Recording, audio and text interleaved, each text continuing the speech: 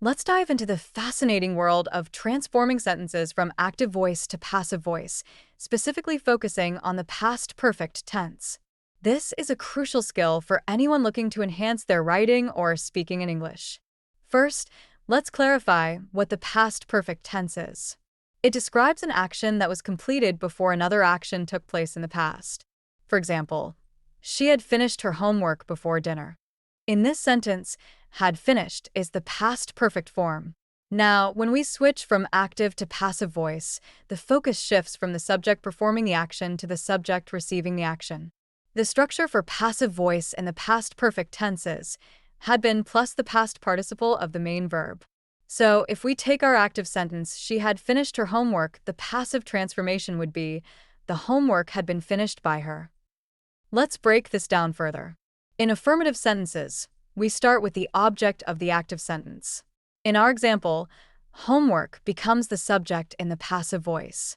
Then we use had been followed by the past participle finished. So remember, object plus had been plus past participle. Now, what about negative sentences? The process is similar, but we need to add not after had.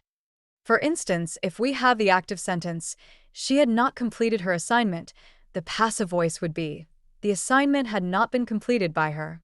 Notice how not fits right in there, keeping the meaning intact while changing the structure. Interrogative sentences, or questions, require a slight adjustment in word order. For example, if we start with, had she completed her project?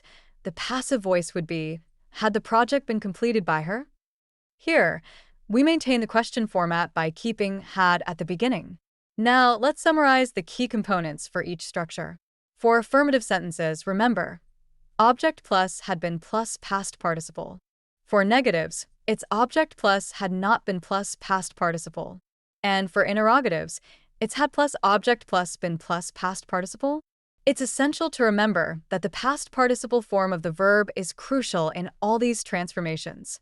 For regular verbs, it typically ends in ed, like finished or completed. Irregular verbs, however, can be tricky, so it's important to familiarize yourself with those forms.